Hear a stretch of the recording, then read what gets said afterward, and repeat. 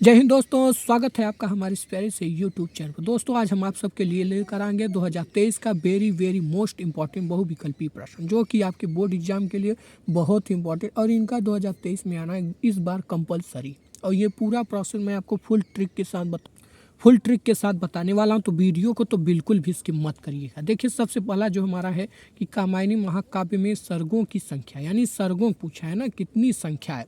तो हम यहाँ किस प्रकार याद रखेंगे, जैसे यहाँ पर क नंबर दिया 9 दिया, ख नंबर 12 दिया, ग नंबर 15 दिया, घ नंबर 17 दिया। तो इनमें हम किस प्रकार ध्यान में रखेंगे। देखिए पूछा है सर्गों, तो अगर हम सर्गों का अगर इंग्लिश करेंगे समझने के लिए, तो यहाँ पर हम करेंगे SARGO, यानी ये टोटल कितना अकाउंट हो रहा है, ये टोटल हमारा काउंट हो रहा है 5। तो यहाँ पर हम क्या ट्रिक लगाएंगे, क्या दिमाग में रखेंगे ताकि हम इसे बिसरे नहीं। तो यहाँ पर हमको क्या करना होगा, 5 को यहाँ पर ध्यान रखते हुए यहाँ पर हमें कर देना होगा 15। यानी सिर्फ आपको यहाँ पर सर्गों को ध्यान में रखना होगा, उससे आप जो है SARGO में कर देंगे तो यहाँ टोटल 5 हो जाएगा। 5 के बाद हमें इसका जो है ध्यान रखना होगा 15 से, यानी 5 में 15 होता है, तो ये हम जो है इसका ट्रिक लगा देंगे। तो देख सकते हैं कितना ही सरल है। मैं आपको इस प्रकार बताऊँगा कि आपकी परीक्षा के बाद भी आपको ये हमेशा याद रहे। ऐसा नहीं कि परीक्षा के समय याद रखें और उसके बाद हमें भूल जाए, ऐसा नहीं। तो दोस्तों ये जो है बहुत ही इंपॉर्टेंट होने वाला। उसके बाद अगला देखिए, गोस्वामी तुलसीदास के बचपन का नाम था। चूँकि गोस्वामी जी को आप जानते हैं, उन्होंने रामचरितमानस की रचना की थी, यानी वह भगवान राम के कितने प्रिय थे, यानी वह भगवान राम को जो है बहुत ही मानती थी। उन्होंने जो है रामचरितमानस की रचना की। तो यहाँ पर हम ट्रिक क्या रखेंगे, सिर्फ राम, यानी राम बोला, यानी वह भगवान राम को बहुत प्रेम करते थे। तो यहाँ से हम ट्रिक याद रखेंगे, राम बोला, यानी उनका नाम जो था वो राम से शुरू था और राम बोला, यानी वह जो है बचपन से ही राम राम बोलते थे, इसलिए उनके गांव वाले ने उनको क्या नाम दे दिया, राम बोला। भाई ये तो दिन भर राम राम बोल रहा है, तो राम बोला। तो यहाँ से आप जो है ये ट्रिक रखें, ठीक है। उसके बाद देखिए अगला क्वेश्चन देखते हैं कि अष्टछाप के कवि भक्तिकाल के किस शाखा से हैं, यानी अष्टछाप के जो हमारे कवि हैं भक्ति काल के किस शाखा से। तो मैं आपको बता दूं, अष्टछाप के जो हमारे कवि थे उनका जो है प्रमुख जो शाखा था वो था हमारा कृष्ण भक्ति शाखा, यानी वो जो है कृष्ण भक्ति शाखा से संबंधित थे। आपको सिर्फ इतना ध्यान रखना होगा और कोई भी आपको ध्यान नहीं रखने की जरूरत, ठीक है। उसके बाद चलिए अगला देखते हैं। अगला हमारा कहता है इसकी स्कंद गुम नाटक के लेखक है। ये देखिए बहुत ही सरल है, बहुत ही इंपॉर्टेंट है, मैं आपको बता दूं, यानी यह जो है मोस्ट इम्पॉर्टेंट की कैटेगरी में आता है। लेकिन मैं इसका नहीं बताने वाला, इसका जो है आप हमें कमेंट करके ज़रूर से ज़रूर बताइए।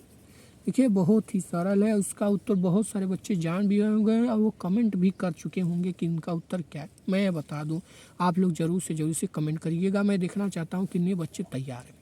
उसके बाद अगला है मेरी असफलताएं किस विधा की रचना, यानी किस विधा। देखिए विधाओं बहुत है, जैसे कहानियाँ हो गया, साहित्य, जीवन साहित्य हो गया, आत्मकथा हो गया, डायरी हो गया।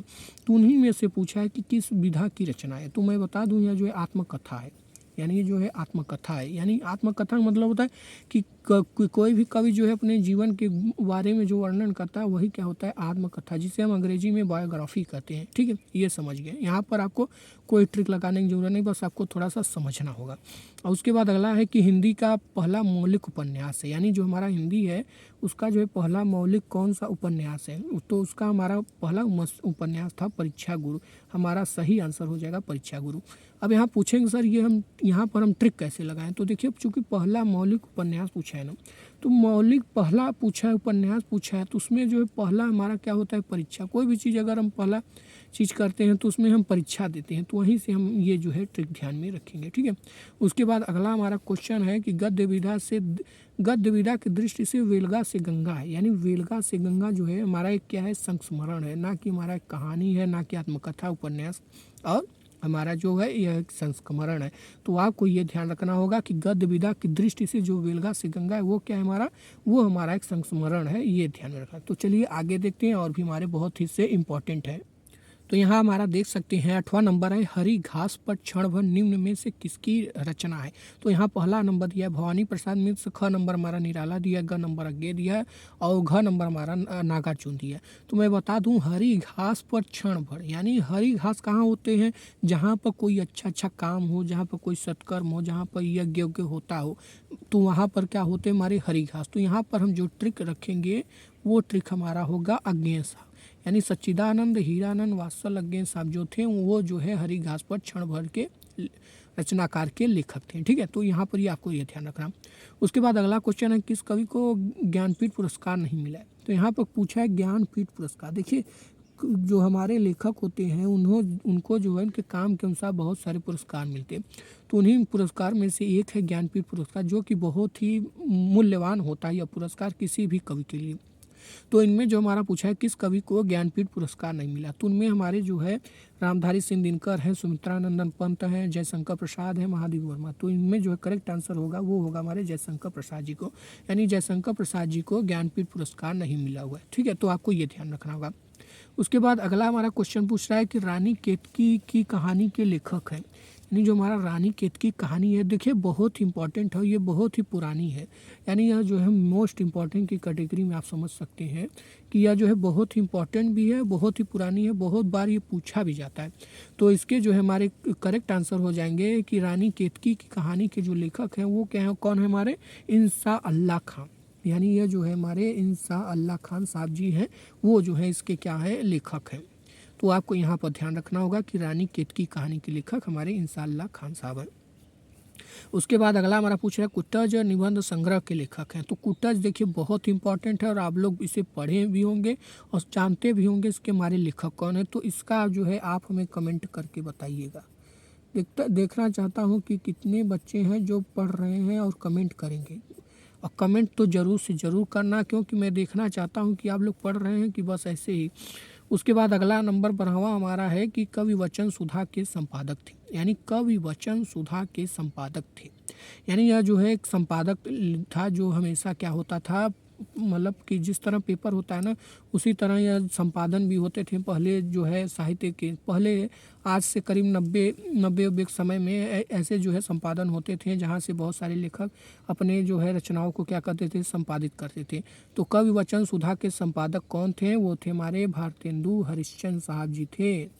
यानी इसका हमारा करेक्ट आंसर हो जाएगा भारतेंदु हरिश्चंद्र साहब जी, ना कि बालकृष्ण भट्ट साहब, प्रताप नारायण मिश्र साहब, ना कि बद्री नारायण चौधरी प्रेमखंड। यानी इनका कंप्लीट की। उसके बाद अगला क्वेश्चन पूछ रहा है केदारनाथ पांडे किस लेखक का वास्तविक नाम है।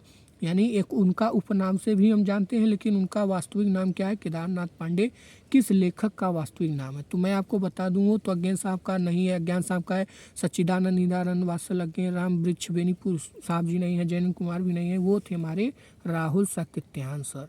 यानी यह जो थे उनका वास्तविक नाम था केदारनाथ पांडे, राहुल सातत्यायन जी का एक वास्तविक नाम था। ठीक है, उसके बाद अगला हमारा क्वेश्चन पूछ रहा है कि हिंदी एकांकी का जनक माना जाता है। यानी हिंदी जो है एकांकी का जनक, यानी जनक माने होता है जो उसको जो है जन्म देता है, उसके बारे में प्रचार प्रसार करता है, उसे फैलाता है, तो एक प्रकार का वो क्या हो जाता है, उसका जन्मदाता। तो उससे पूछ रहा है कि हिंदी एकांकी का जनक माना जाता है, तो वो हमारे थे डॉक्टर राम कुमार वर्मा साहब। यानी डॉक्टर राम कुमार वर्मा साहब जो थे हमारे हिंदी एकांकी के जनक माने। तो दोस्तों अगर आप इन 14 को तैयार कर लेते हैं तो ज़रूर से ज़रूर इनमें से कोई ना कोई आपका आना इस बार कंपलसरी है। और हाँ, इसी तरह आप हिंदी की तैयारी करना चाहते हैं हमारे इस चैनल से, तो यहाँ पर बता दूँ मैं आपके लिए कि इस चैनल पर हर एक प्रकार का टॉपिक जो है आपके पास उपलब्ध है, चाहे वो हिंदी हो चाहे वो आपका इंग्लिश हो। तो आप जो है इन दोनों विषय की एकदम धांसू तरीके से तैयारी कर सकते हैं, चाहे आपका टारगेट 90 प्लस या 95 हो, दोनों अचीव कर सकती है, मेरा आपसे गारंटी है। तो आप लोग इस चैनल के माध्यम से ज़रूर तैयारी करिए। और हाँ, बेल वाला आइकन जरूर प्रेस कर लीजिएगा, क्योंकि अगला वीडियो में जो है मैं संधि विच्छेद पर लाने वाला हूँ, जिसका मैं फुल ट्रिक के साथ आपको बताने वाला हूँ। बहुत सारे बच्चे उसका बेसब्री से इंतजार कर रहे हैं, तो ज़रूर से ज़रूर बेल आइकन प्रेस कर लीजिएगा। और हाँ, कमेंट हमें करके ज़रूर जो 2 क्वेश्चन मैंने आपके लिए छोड़ा उसका हमें उत्तर ज़रूर से ज़रूर बताइएगा। और लास्ट में यही कहना चाहूँगा, कुछ कर ऐसा दुनिया बनना चाहे तेरे जैसा। जय हिंद, जय भारत, वंदे मातरम।